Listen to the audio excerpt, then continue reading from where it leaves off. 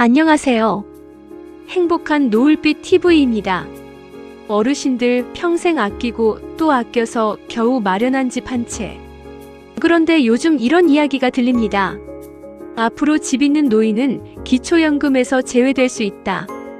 부동산 가진 사람은 기초연금을 못 받게 바꾼다. 이런 이야기 들으시면 가슴이 철렁하실 수밖에 없습니다. 젊었을 때 여행 한 번 덜 가고 외식 한 번 줄이고 허리띠 졸라매면서 겨우 마련한 집인데 이제 와서 그 집 때문에 매달 받던 기초연금까지 끊긴다면 얼마나 억울하겠습니까? 그렇다면 정말 앞으로 집 한 채만 있어도 기초연금에서 탈락하게 되는 걸까요? 결론부터 말씀드리겠습니다. 2026년 7월 현재 집이나 부동산이 있다는 이유만으로 기초연금 대상에서 전면 제외하기로 정부가 확정한 것은 아닙니다. 현재 제도도 그대로 운영되고 있습니다. 하지만 그렇다고 오늘 이야기가 단순한 헛소문으로 끝나는 것도 아닙니다. 기초연금을 지금처럼 소득 하위 70% 수준에 계속 지급할 것인지, 아니면 경제적으로 더 어려운 어르신에게 더 많이 주는 방식으로 바꿀 것인지, 기초연금의 대상과 지급 방식을 손봐야 한다는 논의는 실제로 계속되고 있습니다. 그래서 오늘 영상에서는 집 한 채 가지고 계신 어르신들이 불안에 떨기보다 정확히 세 가지를 알고 가셨으면 합니다. 첫째, 현재 기초연금에서 집과 부동산을 어떻게 계산하는지. 둘째, 집값이 얼마라고 무조건 탈락하는 것은 왜 아닌지. 셋째, 앞으로 기초연금 개편 논의에서 무엇을 꼭 지켜봐야 하는지입니다. 특히 마지막에는 연금 떨어질까 무서워서 절대로 성급하게 하면 안 되는 행동도 알려드리겠습니다. 먼저 현재 제도부터 정확히 보겠습니다. 2026년 기초연금 선정 기준액은 단독 가구 월 247만 원입니다. 부부 가구는 월 395만 2천 원입니다. 여기서 많은 분들이 잘못 생각하십니다. 나는 집이 5억 원이니까 기초연금 못 받겠네. 서울에 아파트 한 채 있으니까 끝났겠네. 꼭 그렇지는 않습니다. 기초연금은 단순히 집값 하나만 가지고 결정하지 않습니다. 나라에서는 본인과 배우자의 소득과 재산을 일정한 방식으로 계산해서 하나의 금액으로 만듭니다. 이것을 소득인 정액이라고 합니다. 쉽게 말하면 나라가 보는 우리 집의 경제력을 한 달 기준 금액으로 환산한 것이라고 생각하시면 됩니다. 여기에는 국민연금 같은 소득도 들어갈 수 있고요. 일에서 받는 근로소득도 들어갈 수 있습니다. 예금이나 금융재산도 들어갈 수 있고요. 집과 토지 같은 일반 재산도 함께 계산됩니다. 중요한 것은 집값이 그대로 매달 소득으로 잡히는 것이 아니라는 점입니다. 재산을 계산할 때는 지역에 따라 일정 금액을 먼저 빼주는 기본재산 공제가 있습니다. 2026년 복지로 모의계산 기준을 보면 대도시는 1억 3,500만 원, 중소도시는 8,500만 원, 농어촌은 7,250만 원을 기본 재산액으로 공제합니다. 그리고 인정되는 부채가 있다면 이것도 계산에 반영될 수 있습니다. 남은 재산을 일정한 방식으로 월 소득처럼 환산해서 실제 소득과 합치는 구조입니다. 그러니까 같은 5억 원짜리 집에 살아도 모든 사람이 똑같은 결과가 나오는 것은 아닙니다.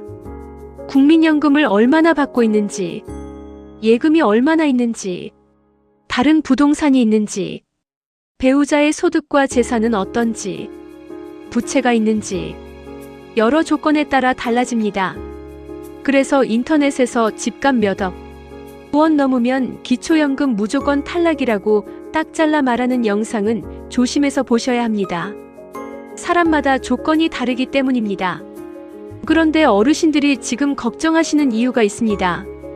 최근 기초연금 제도를 지금 상태로 계속 유지하는 것이 맞느냐는 논의가 이어지고 있기 때문입니다. 기초연금은 현재 65세 이상 어르신 가운데 소득과 재산 수준을 고려해 수급자가 전체 노인의 70% 수준이 되도록 선정 기준액을 정하고 있습니다. 그런데 노인 인구가 계속 늘어나면서 기초연금에 들어가는 재정 부담도 함께 커질 수밖에 없습니다. 그래서 전문가들 사이에서는 서로 다른 의견이 나오고 있습니다. 한쪽에서는 기초연금을 받는 사람의 범위를 조정하고 경제적으로 정말 어려운 어르신에게 더 많은 금액을 지원하자는 의견이 있습니다. 반대로 기초연금 대상을 줄이는 것보다 노후소득 보장 자체를 강화해야 한다는 의견도 있습니다. 저소득층 노인에게 별도의 보충소득을 더 지급하자는 의견도 나오고 있습니다. 중요한 것은 아직 하나의 최종안으로 확정된 것이 아니라는 점입니다. 그러니까 지금 당장 이렇게 생각하시면 안 됩니다. 집 있는 사람은 이제 다 끝났다. 내년부터 집 있으면 연금 끊긴다. 현재 그런 확정 발표는 없습니다. 하지만 앞으로 선정 기준을 어떤 방식으로 바꿀 것인지에 따라 일부 어르신의 수급 여부가 달라질 가능성은 있기 때문에 관련 논의를 지켜볼 필요는 있습니다. 그렇다면 집 한 채 가진 어르신들은 지금 무엇을 해야 할까요? 첫 번째, 내 집의 시세만 보고 스스로 포기하지 마세요. 부동산 중개업소에서 6억 원이라고 말한다고 해서 나라가 단순히 6억 원 전부를 내 소득으로 계산하는 것은 아닙니다. 기초연금은 정해진 재산 평가 방식과 공제 기준을 적용합니다. 따라서 정확한 판단은 복지로 기초연금 모의계산이나 주민센터, 국민연금공단을 통해 확인하는 것이 좋습니다. 특히 과거에 기초연금에서 탈락했던 분들도 다시 확인해 보셔야 합니다. 2026년 선정 기준액은 단독 가구 247만 원, 부부 가구 395만 2천 원으로 정해져 있습니다. 매년 기준이 달라질 수 있고 본인의 소득과 재산도 달라질 수 있기 때문에 예전에 한번 떨어졌다고 평생 못 받는 것은 아닙니다. 두 번째, 집값이 올랐다고 바로 다음 달 기초연금이 끊긴다고 생각하지 마세요. 기초연금은 단순한 실거래가 하나만 보고 결정하는 제도가 아닙니다. 관련 재산가액과 소득자료 등을 정해진 방식으로 반영해 소득인정액을 계산합니다. 따라서 부동산 가격이 올랐다는 뉴스만 보고 나는 이제 탈락이구나 하고 미리 걱정할 필요는 없습니다. 내 실제 소득인정액이 선정 기준액을 넘는지가 중요합니다. 세 번째, 복지로에서 기초연금 모의 계산을 해보세요. 스마트폰 사용이 어려우신 분은 자녀분에게 부탁하셔도 됩니다. 이렇게 말씀하세요. 내 집하고 예금이 기초연금 계산에 얼마나 들어가는지 복지로 모의 계산 한번 해보자. 다만 모의 계산 결과는 어디까지나 참고용입니다. 실제 수급 여부는 정부가 확인한 공적 자료와 조사 결과에 따라 결정됩니다. 그래서 모의 계산에서 조금 넘었다고 바로 포기하지 마시고 주민센터나 국민연금공단에 상담해 보는 것이 좋습니다. 그리고 여기서 정말 중요한 이야기를 드리겠습니다. 기초연금이 끊길까 걱정된다고 집을 갑자기 자녀에게 넘기거나 재산을 급하게 처분하는 행동은 절대로 서두르지 마세요. 집을 아들 이름으로 돌리면 나는 재산이 없어지니까 기초연금을 받을 수 있겠지. 이렇게 단순하게 생각하시면 위험합니다. 기초연금에는 재산을 처분하거나 증여했을 때 그 재산의 일부를 일정 방식으로 계속 계산하는 기타 재산 규정이 있습니다. 즉 재산을 다른 사람에게 넘겼다고 해서 다음 날부터 내 재산이 완전히 영원이 되는 식으로 계산되지 않을 수 있습니다. 게다가 집을 자녀에게 증여하면 증여세와 취득세 같은 세금 문제가 생길 수도 있고 가족 간 재산 분쟁이 발생할 수도 있습니다. 기초연금 몇십만 원을 받으려고 훨씬 큰 재산 문제를 만들 수 있다는 뜻입니다. 따라서 기초연금 때문에 재산을 처분하거나 증여하는 결정을 하시기 전에는 반드시 주민센터나 국민연금공단에서 현재 계산 방식을 확인하고 세금 문제는 세무 전문가와 따로 상담하시는 것이 안전합니다. 주택연금도 마찬가지입니다. 집값 때문에 기초연금이 걱정된다고 무조건 주택연금에 가입하면 기초연금을 받을 수 있다고 생각하시면 안 됩니다. 주택연금은 만 55세 이상 일정 요건을 갖춘 주택 소유자가 집을 담보로 맡기고 계속 거주하면서 매달 연금을 받는 별도의 노후소득 제도입니다.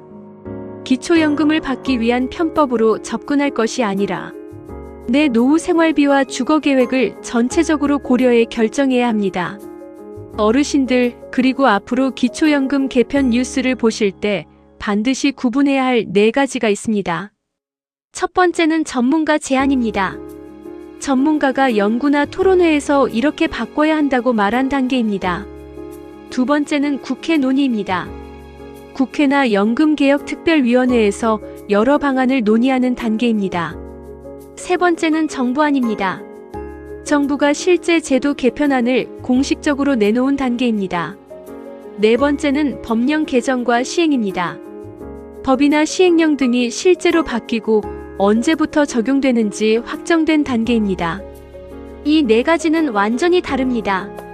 전문가가 고자산 노인의 기초연금을 조정하자고 제안했다고 해서 다음 달부터 집 있는 노인의 연금이 끊기는 것은 아닙니다. 국회에서 논의한다고 바로 제도가 바뀌는 것도 아닙니다. 최종적으로 어떤 안이 확정되고 언제 시행되는지를 확인해야 합니다. 그래서 오늘 영상의 핵심은 집 가진 사람 큰일 났다가 아닙니다. 더 정확한 핵심은 이것입니다. 현재는 집이 있다고 무조건 기초연금에서 탈락하는 제도가 아닙니다. 하지만 기초연금의 대상을 어떻게 정할 것인지, 저소득층을 어떻게 더 두텁게 지원할 것인지에 대한 개편 논의가 실제로 이어지고 있습니다. 따라서 집 한 채 가진 어르신들도 앞으로 발표되는 최종안을 관심 있게 확인할 필요가 있습니다. 특히 현재 기초연금을 받고 계신 분들은 인터넷 영상 제목 하나만 보고 불안해서 집을 처분하거나 자녀에게 넘기는 행동을 하시면 안 됩니다. 공식적으로 제도가 바뀌기 전까지는 현재 기준이 적용됩니다.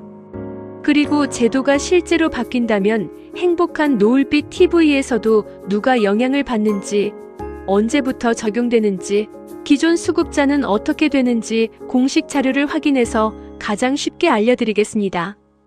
오늘 내용 다시 정리해드리겠습니다. 첫째, 2026년 7월 현재 집이나 부동산이 있다는 이유만으로 기초연금에서 모든 노인을 제외하기로 확정된 것은 아닙니다. 둘째, 현재 기초연금은 본인과 배우자의 소득과 재산을 합산한 소득인정액으로 수급 여부를 판단합니다. 2026년 선정기준액은 단독 가구 월 247만원, 부부 가구 월 395만 2천원입니다.